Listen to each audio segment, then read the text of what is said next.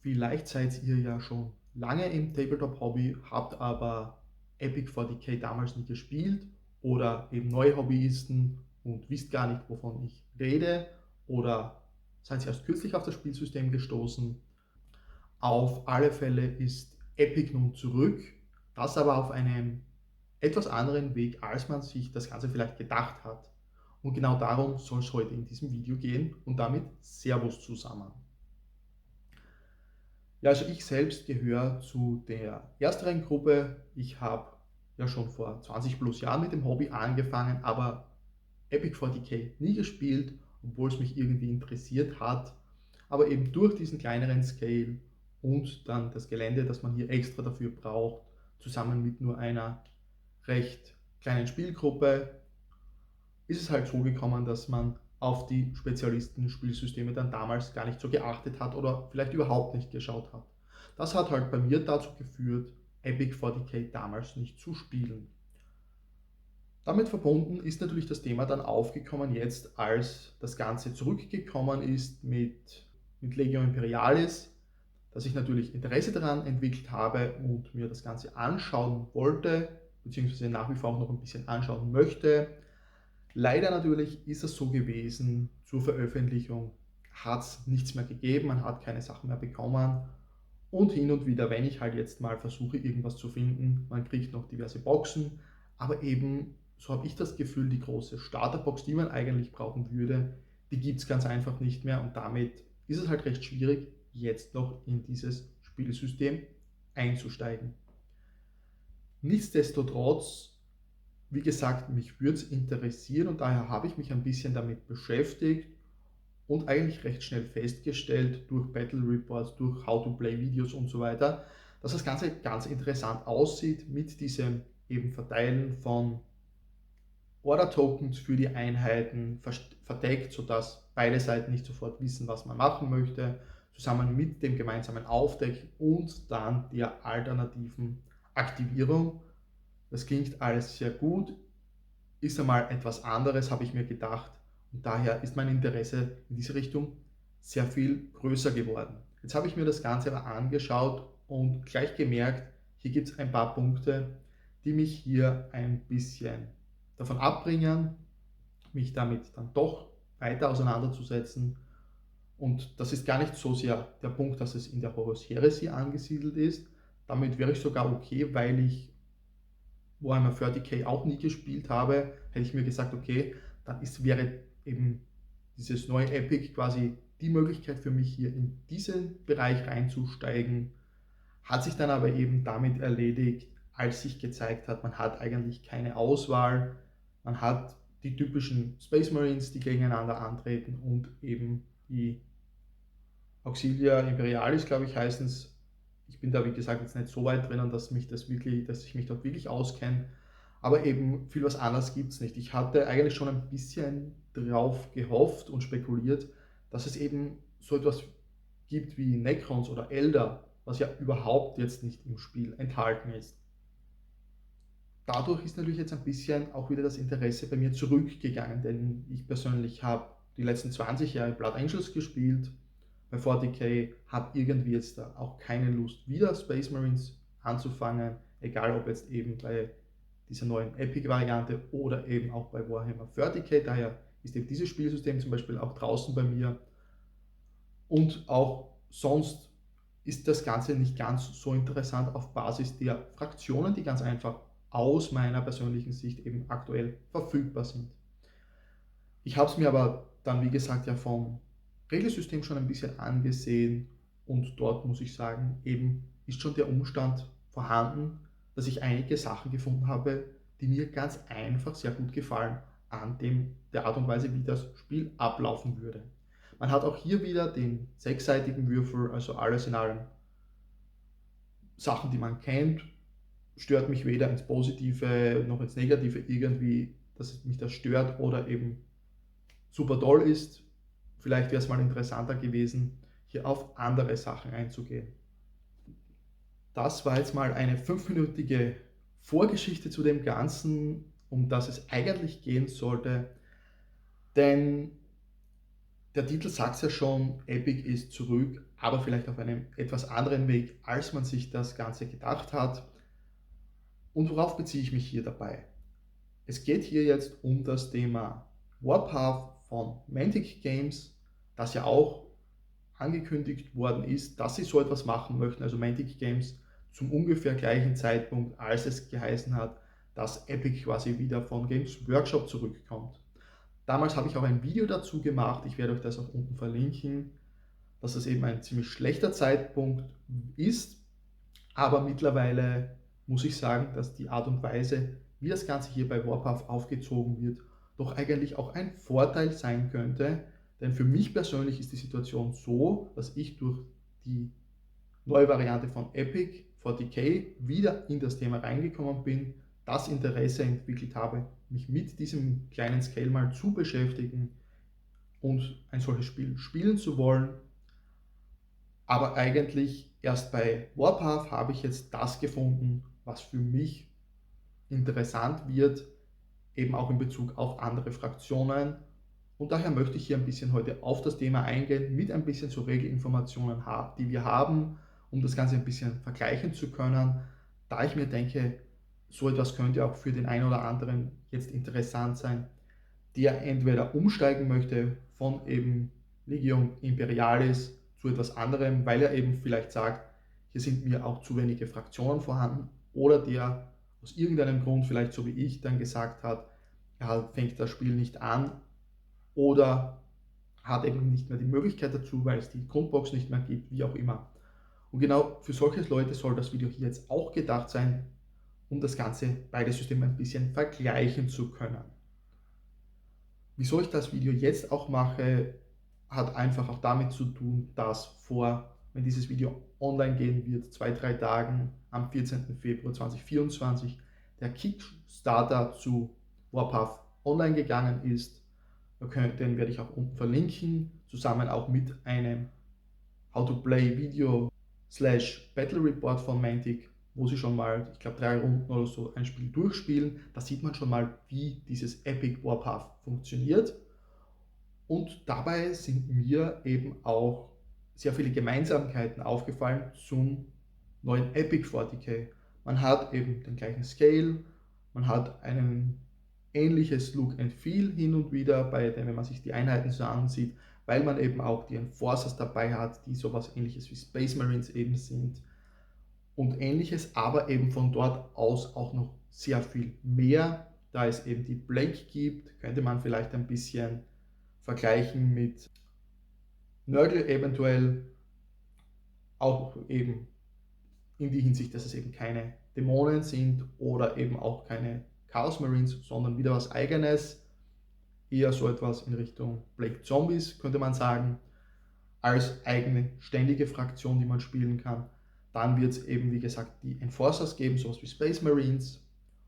Und noch 2 weitere Fraktionen sind, glaube ich, geplant für den Start, also insgesamt 4. Ich glaube, das sind einmal die Asterians, das sind, ich würde es jetzt mal grob beschreiben, sagen wir Space Elfen, also Eldar in Richtung mit dem Umstand, dass diese sehr viele Kampfdrohnen einsetzen und gar nicht so sehr ihre eigenen Soldaten auf dem Schlachtfeld haben. Also auch das wieder ein sehr interessanter Spin, der hier aufkommt.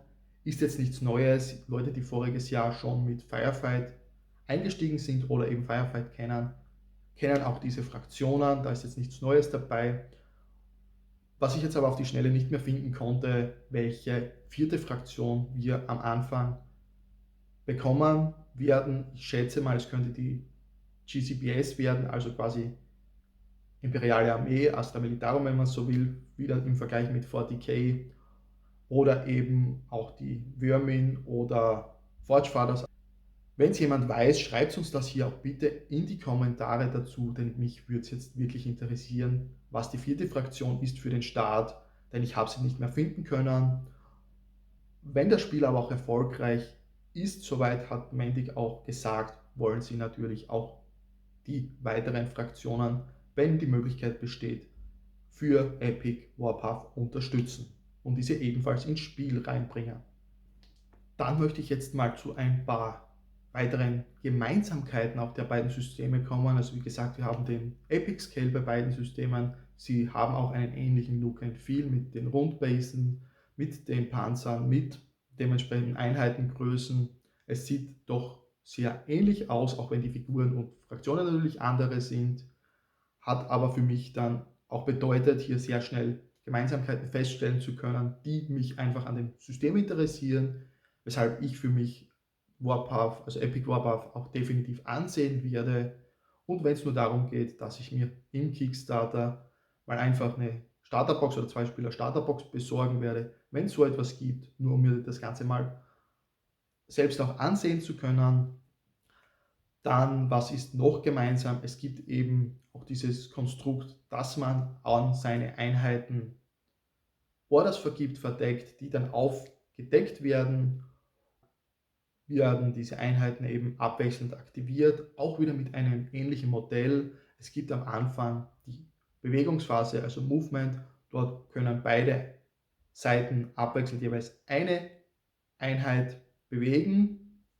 Dann wird eben gewechselt, bis alle Einheiten durchbewegt wurden. Das kann natürlich auch dazu führen, dass Einheiten, die eigentlich eine Möglichkeit bekommen haben zu schießen, eine Order bekommen haben, um zu schießen, diese dann so nicht mehr ausführen können, weil sie eben durch eine andere Aktivierung der anderen Seite eben gecharged worden sind.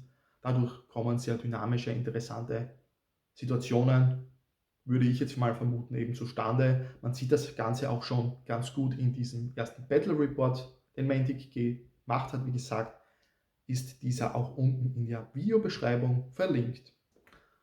Dann nach den Movements geht es eben auch hier wieder weiter bei beiden Systemen in eine ähnliche Richtung mit eben einer Overwatch-Phase bzw. Schussphase, wo man eben seine Einheiten, die eine dementsprechende Overwatch-Order bekommen haben, zuerst aktivieren kann, auch wieder abwechselnd. Also wenn beide Seiten Overwatch-Einheiten haben, kann die Seite zuerst sich entscheiden beim Warpath, welche Seite zuerst schießen möchte, und dann wird eben abwechselnd aktiviert. Und etwas Ähnliches gibt es ja auch bei dem neuen Epic 40k. Und im Anschluss daran gibt es dann eben die normale Schussphase bzw. auch die Combat-Phase, Nahkampfphase. Und bei Epic Warpath heißt das Ganze eben, glaube ich, geschlossen Combat-Phase, und dort wird eben alles durchgeführt, was irgendwie in diese Richtung geht. Normaler Beschuss, der eben nicht Overwatch war, oder eben auch Nahkampf. Somit funktioniert das Ganze alles in allem schon mal sehr ähnlich in beiden Systemen. Was sich jetzt aber noch unterscheidet, sind dann doch ein paar sehr markante Elemente, auf die ich jetzt auch noch eingehen möchte, da ich mir denke, die sind wichtig und können eben auch dafür entscheidend sein, ob nicht vielleicht jemand von einem System aufs andere wechseln möchte oder sich eben, wenn er früher Epic Interesse hatte, aber sich das Ganze eben nicht angesehen hat, so wie ich, jetzt eben vielleicht doch den Weg in Richtung Epic Warpath nimmt, um sich das mal anzusehen, weil das Spielsystem für ihn vielleicht interessanter klingt. Mal ein erster Unterschied ist das Thema, wie die Würfel aufgebaut sind, beziehungsweise welche Würfel verwendet werden. Hier verwendet Legio Imperialis ganz normale 6-seitige Würfel, wohingegen Epic Warpath 8-seitige Würfel verwendet. Etwas, was man auch schon kennt von Mantix Firefight zum Beispiel, also auch dort nichts Neues.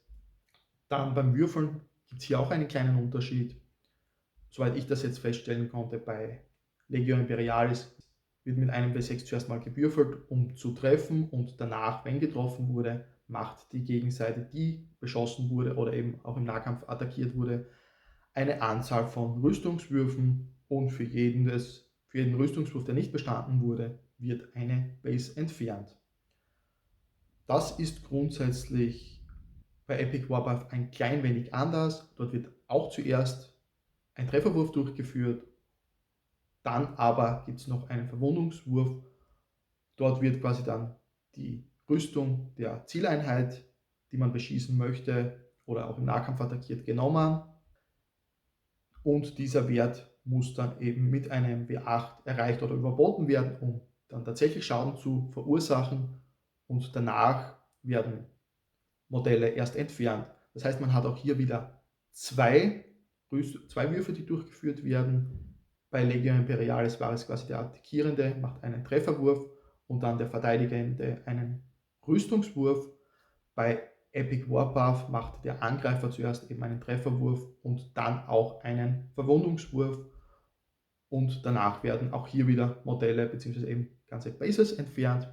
Unterschied dazu, der dazu kommt bei Epic Warpath, dort gibt es auch eine Regel für Rüstungswürfe, also es steht dann im Profil, in den Keywords eine Einheit dabei, wenn diese einen Rüstungswurf hat. Sollte das der Fall sein, hat der Gegner, der eben attackiert worden ist, noch die Möglichkeit, eben mit einem Rüstungswurf diesen zu verhindern, den Schaden nicht zu bekommen und dadurch wird dann eventuell gar kein oder auch weniger Schaden verursacht. Das ist noch so ein Zusatzstep, der ein bisschen dann anders dazukommt bei Epic Warpath. Ein weiteres Element hier ist dann noch die Thematik, wie Nahkämpfe funktionieren. Bei Legio Imperialis werden einzelne Einheiten bzw. eben einzelne Bases, die miteinander kämpfen, aktiviert quasi, beziehungsweise schon die ganze Einheit, aber eben dort kämpfen immer Base gegen Base, beziehungsweise Base gegen Panzermodell oder Panzermodell gegen Panzermodell in diese Richtung.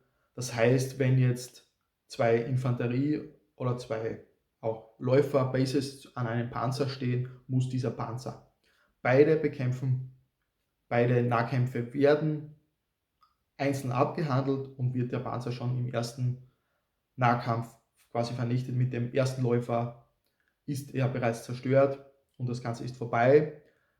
Und das Ganze wird halt mit allen Bases dann durchgemacht von den beiden Einheiten, die sich hier gerade im Nahkampf befinden, bis der komplette Nahkampf eben durch ist.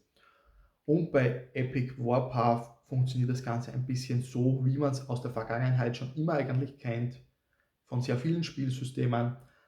Es kämpfen immer ganze Einheiten gegeneinander. Also wenn jetzt da eine Läufereinheit gegen eine Infanterieeinheit zum Beispiel kämpft, wird die Anzahl der Bases gezählt von jeder der beiden Seiten. Dann wird geschaut, wie viele Attacken hat jede Base. So viele Würfel werden geworfen, Trefferwürfe damit durchgeführt, Verwundungswürfe für alle Treffer und dann eventuell noch Rüstungswürfe. Also das geht das Ganze immer auf ganze Einheiten, wenn es um Attacken geht und nicht wie bei Legio Imperialis auf einzelne Bases bzw. Einzelfahrzeuge. Also da gibt es auch nochmal einen kleinen, aber durchaus feinen Unterschied. Was ich davon bevorzugen würde, kann ich nicht genau sagen. Ich finde das erste oder beziehungsweise das Thema von Epic Warpath ist man ganz einfach gewohnt, das kennt man und das andere System ist halt ein bisschen was anderes und geht vielleicht mehr in Richtung, wie man es von Herr der Ringe kennen könnte, dem Tabletop-Game. Ein weiteres Element, das mir noch aufgefallen ist, ist dann nach dem Nahkampf.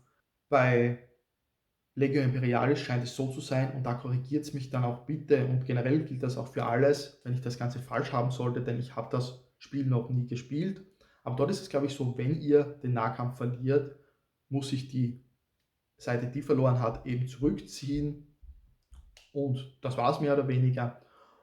Und bei Epic Warpath ist es so, dass für den Nahkampfunterschied, den die Verliererseite erlitten hat, sagen wir, die Spieler A hat 5 Schaden gemacht bei der Zieleinheit und auch dort werden wieder ganze Bases entfernt. Das heißt, wenn 5 Schaden verursacht wurden, werden 5 Bases von der Zieleinheit, die attackiert wurde, rausgenommen. Also dort gibt es auch keine Lebenspunkte bei solchen Infanterieeinheiten und so etwas.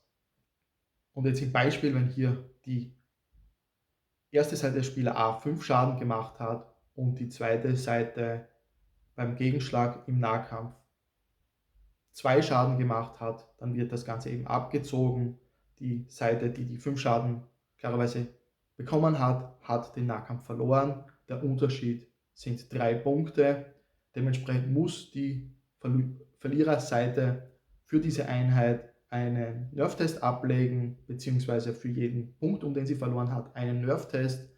In unserem Beispiel wären das dann 3 Würfel, also 3 Nerf-Tests, die werden geworfen. Es wird geschaut, wird der Nerfwert der Einheit, die den Test ablegt, erreicht oder nicht. Das ist eben wieder auf einem 8-seitigen Würfel, zum Beispiel eine 4 plus oder eine 5 plus, eine 6 plus.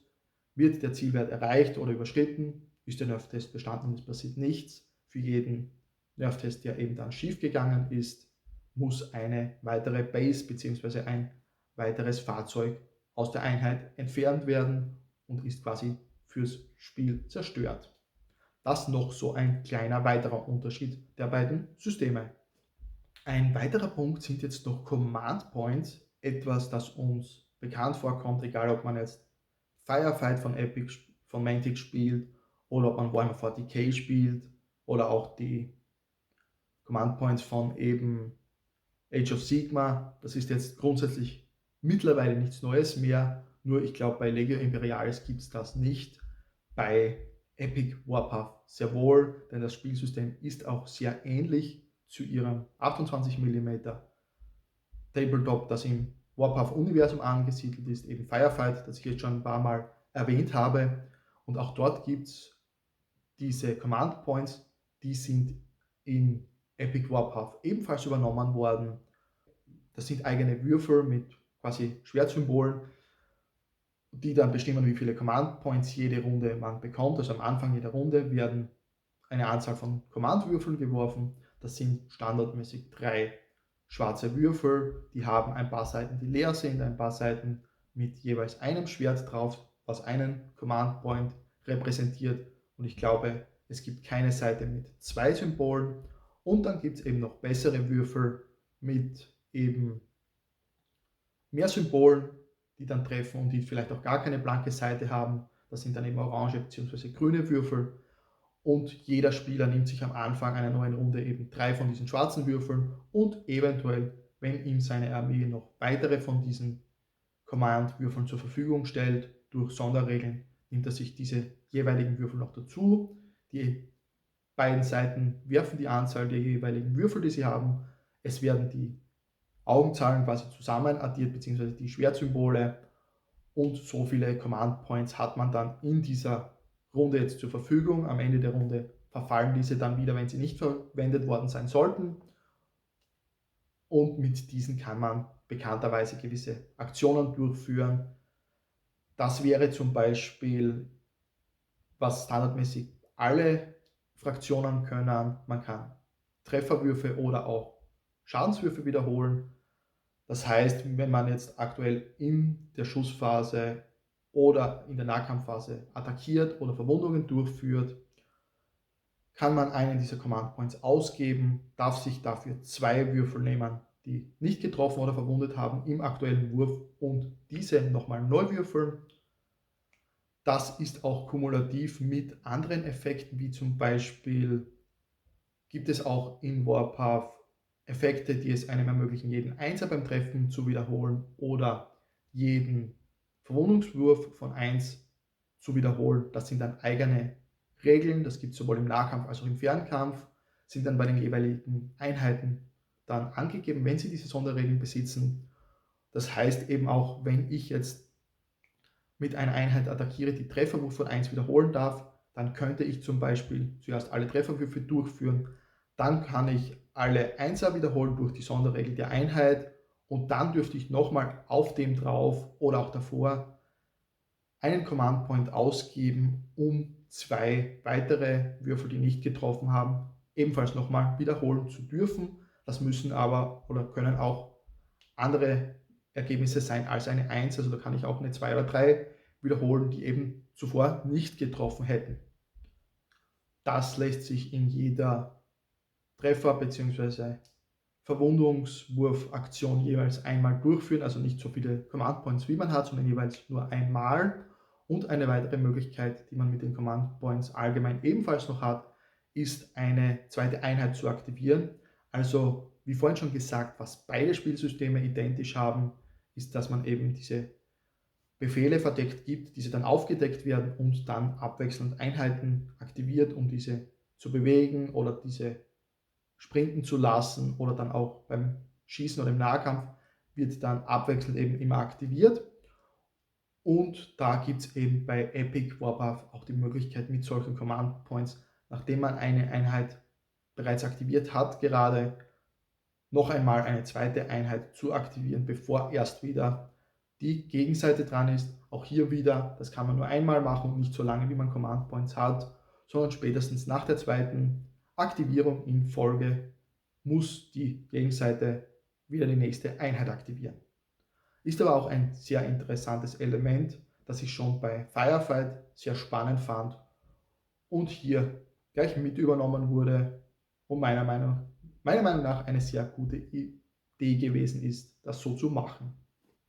Und dann wird es eben noch so sein, oder ist es eben noch so, dass alle Fraktionen noch 3 eigene Fähigkeiten haben, speziell für die jeweilige Fraktion, mit der man ebenfalls wieder Command Points aufwenden kann, um eben diese zu aktivieren.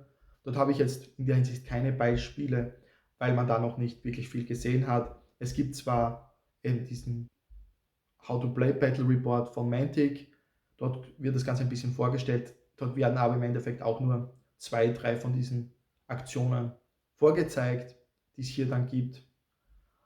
Aber wenn ihr euch eben den Battle Report durchschaut, werdet ihr das Ganze dann schon auch ein bisschen sehen, was dort für Möglichkeiten noch eventuell dann zukünftig auf uns warten können, was wir mit diesen Command Points so alles anstellen können. Das war jetzt mal so ein kleiner Vergleich mehr oder weniger der beiden Spielsysteme. Ich wollte einfach, weil eben im letzten Jahr dieses Epic-Thema durch Games Workshop wieder ein bisschen aufgekommen ist, mehr zusammen mit dem Umstand, dass eben jetzt gerade der Kickstarter läuft, der vor 2, 3 Tagen online gegangen sein dürfte, wenn nichts anderes dazwischen kommt von Epic Warpath, dachte ich mir einfach, das Ganze ist sehr aktuell. Daher wollte ich die beiden Spielsysteme einfach mal vergleichen. So im Oberflächlichen natürlich, weil man Epic Warpath noch nicht so spielen konnte und aber trotzdem so mal einen Überblick bekommt für Leute, die vielleicht, so wie ich, Interesse an einem System haben, aber nicht genau wissen, vielleicht kann dieses Video jetzt helfen, eben eine Entscheidung zu treffen. Oder eben auch, dass Leute, die Legio Imperial spielen wollen, aber eigentlich sagen, ich hätte eigentlich Interesse gehabt, so wie es auch bei mir war, eher mehr etwas in Richtung Eldar oder Necrons oder sowas zu spielen. Vielleicht ist ja für genau diese Personen Epic Warpath dann genau das Richtige, wo sie eben mit den Asterians oder auch der Blake dann dementsprechend auch andere Fraktionen haben, die eben nicht Space Marine-like sind oder Imperiale Armee. Auf alle Fälle, wie von mir schon gesagt, ich werde mir zumindest das Epic Warpath Spielsystem mal anschauen. Je nachdem, was es gibt beim Kickstarter, werde ich dort auch mitmachen und mir vielleicht so eine 2-Spieler-Starterbox mal holen. Und wie ich auch schon sagte, in der Videobeschreibung unten findet ihr sowohl den Link zum Battle Report, den Mantic schon zu Epic Warpath gemacht hat, als auch den Link zum aktuell laufenden Kickstarter, falls sich das jemand ansehen möchte und eventuell dort sein Geld investieren will. Und ich werde aber auch schauen, ob ich hier ein How-to-Play-Video zu Legio Imperialis finde. Gibt es definitiv bestimmt mehr als genug. Dann werde ich auch dieses hier in die Videobeschreibung mit reinpacken, damit ihr euch einfach von beiden Spielsystemen auch ein besseres Bild machen könnt, direkt hier und dann für euch eben eure Entscheidung treffen könnt. Ich würde mich auf alle Fälle freuen, vielleicht hier und da dann mal den ein oder anderen Epic Warpath Spieler dann auch zu treffen.